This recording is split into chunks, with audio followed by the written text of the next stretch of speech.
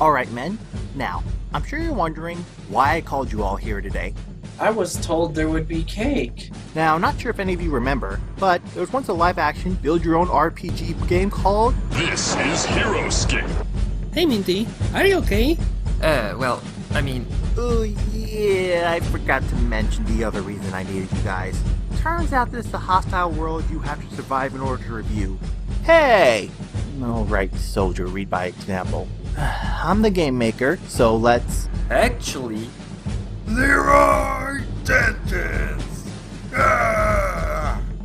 I found a map saying there's a castle about 2 cutscenes from where we are right now. Let me see. All we have to do is get across the toll bridge and defeat its guardian and make our way across the dead bog and take the castle. Well, what could go wrong with a plan like that? Let me at him! Let me at him! He stole my cookies! Let me at him! Easy now, Flutter Rose. Hey, what's that? Age, are you hiding in? Yeah! Hello, Flutters! We'll save you!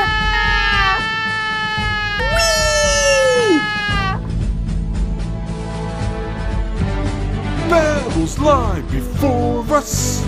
We will win them all. We've got wolves and dragons. We're 5 inches tall. Come on, guys, sing with me. Well, while we head to our first trial, who wants to cover the next bit and their thoughts on the episode?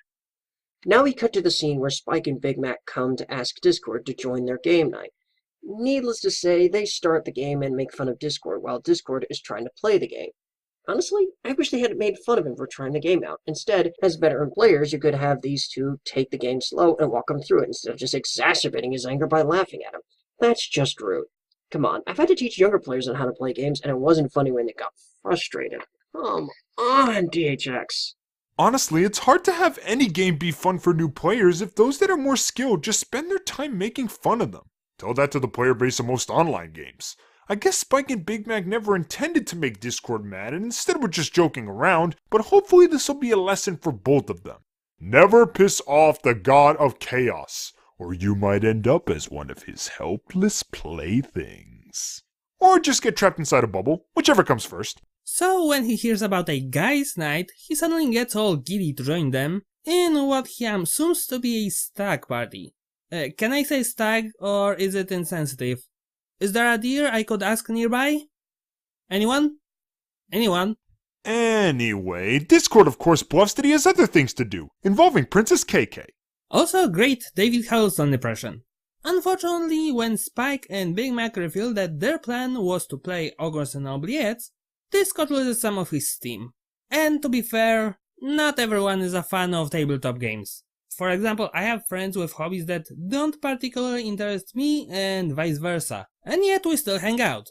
But Discord seems to operate more on the stereotype of it being a nerd thing, so he offers something alternative. Ooh, I like Discord style, very 1930s. Yeah, this part always kind of bothered me. I mean, I get the idea to show Discord trying to force Spike and Big Mac into something they don't want to do. However, weren't they trying to do the same thing with Discord all night? Though I guess it works because Discord is the guest, and this episode is about his growth. So he has to be the one to learn more about how to sometimes do things you don't like, because it means a lot to others. Heaven help me. I'm not a big sports fan, but I still go to a game if I was invited to one with family and friends, and I always watch a Super Bowl with people. Technically, they invited him for the evening and tried to encourage him to join their fun. Discord literally dropped him into a random environment they may or may not feel comfortable in. It's a bit like a carrot on a stick versus a boot to the head. I suppose. But first, we gotta get over the bridge of the Forgotten Forest.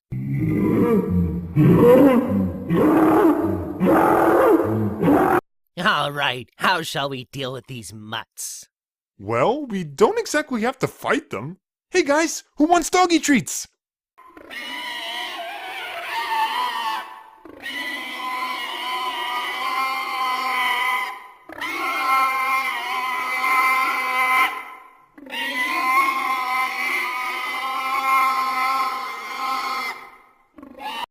Oh, well, you want a diet? Or we could have a cool action scene. Now come on, boy. Wait a minute. I'm the soldier. I'm in charge. Sure you are. Okay, fine, go ahead. What you got? We need to outsmart them, not just overpower them. How exactly do you propose we do that? Alright, gather around. Well, while I'm not fully on board with not being in charge, another part I liked about the episode is it can show that you don't always have to be. Discord's discomfort comes from Big Mac and Spike doing something he doesn't like, so he tries to suggest what they do instead. I actually think he meant well, but it just wasn't their thing. Of course, then stuff gets chaotic when Discord sends them into a live-action version of their game. Every gamer's dream. So, basically, John Delancey takes them to the holodeck. He should probably just try to bring back Star Trek. It's not all it's cracked up to be. In any case, show... Charge! Yeah! For Luna!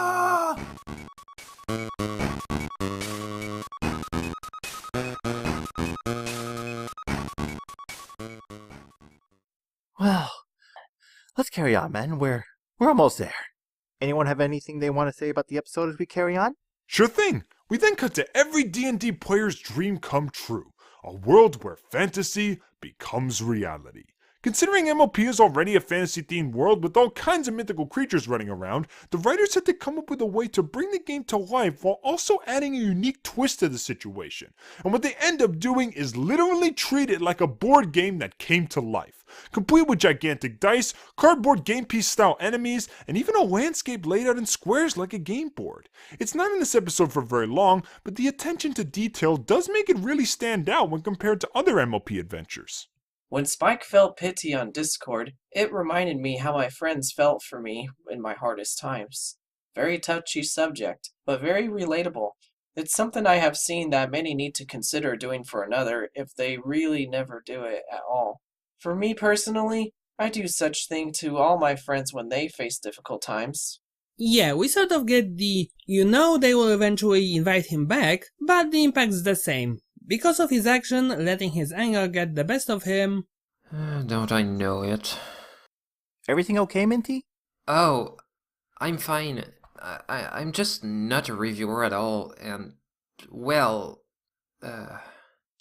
Aw, don't be nervous, Minty. Reviewer or not, we're all buddies here. Just say whatever's on your mind. Yeah, we won't judge you, bro. What's the worst that could happen? Hey, I know how you feel. Heaven help, I'm always afraid someone will call my videos and reviews cringy. okay, well, you know when you learn how things are done, you don't appreciate the same stuff as reviewers. It's like Spike and Big Mac. They made that game, and they don't appreciate the same stuff in the game as Discord. They might get interested over technical details that Discord would simply get uninterested with. You know what I'm talking about, but I don't.